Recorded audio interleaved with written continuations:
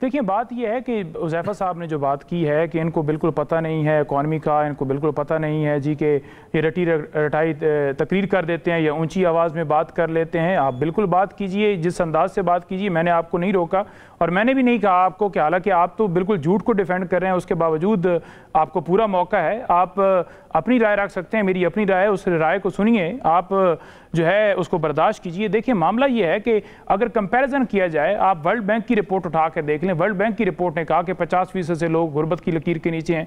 आपके सामने पतन है जिसने कहा कि 64 तरीकों से धांधली हुई है। क्या धांधली नहीं हुई? कमिश्नर रावलपिंडी आज किधर हैं जिनको उठा के पता नहीं कहाँ गायब कर दिया गया। आपके सामने मामला है कि जब हम सारा फिगर देते हैं, कल PTI ने एक फिगर दिया जिसके मुताबिक उन्होंने बताया कि पेट्रोल 152 पे था और आज 363 पे है। गोश्त इसी तरह 1400 का था, आज 2200 के ऊपर है। बिजली का यूनिट 16 रुपए का था, आज 35 रुपए का है। गैस जो 141 थी, आज 2000 के ऊपर है। चावल 75 का था, आज 300 पे। आटा 988 पे था, आज 2700 पे है। भाई पेट्रोल कितने का फरमाया आपने? पहले पेट्रोल 152 पे था, आज 263 रुपए। पहले आपने 363 का, 152 का था और 263 रुपए का।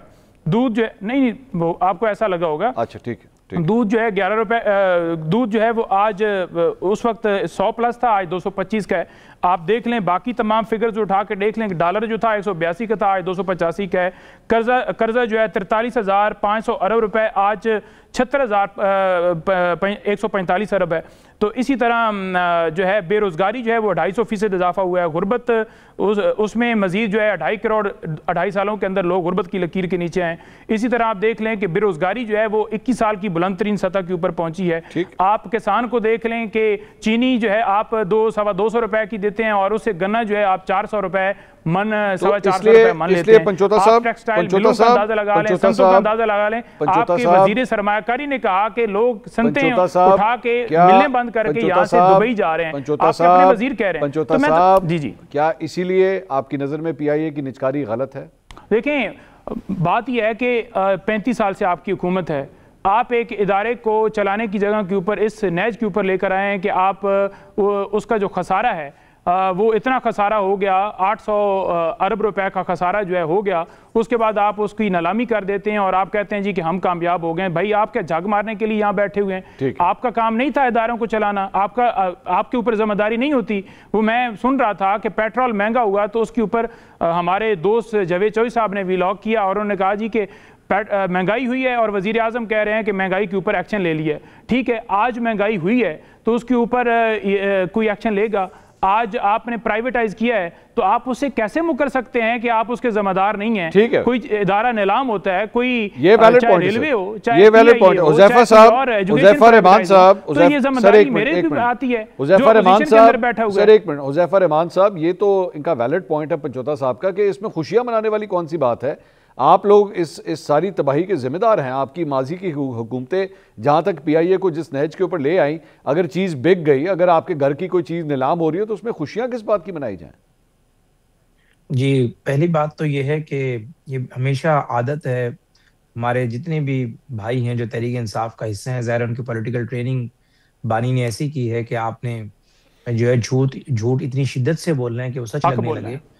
और मैं अपनी बात कर रहा हूँ। एक चीज मुझे बता दें कि मैंने गलत बोली है उज़ैफा साहब। मैं सारों का डालूंगा ना रोशनी, आप मौका देंगे तो मैं बताऊंगा। तो अर्ज ये है कि आप जो है सिर्फ नैरेटिव बनाना या यानी सबसे ज्यादा जो पॉपुलर बात होती है तो ये है कि मैं भी गाली दे दूं कोई भी स्क्रीन पर, वो कल तक वायरल होगी। लेकिन मैं कोई भी सुलझी हुई बात करूं, वायरल होने नहीं दूंगा उज़ैफा भाई। मैं गाली वायरल होने नहीं दूंगा। अर्ज कर रहा हूं, नहीं मैं अर्ज कर रहा हूं, यानी मिनहसुल कौम एक हमारा एक अलमिया बन चुका है ये।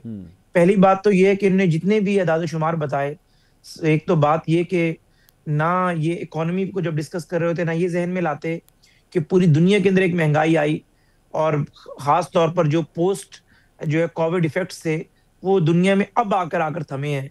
यानी गोल्ड जो है जो 1600 रुपए ऑन्स होता था, आज वो $4,500 ऑन्स पे चला गया। और जाहिर है यानी इस तरह बेशुमार चीजें हैं।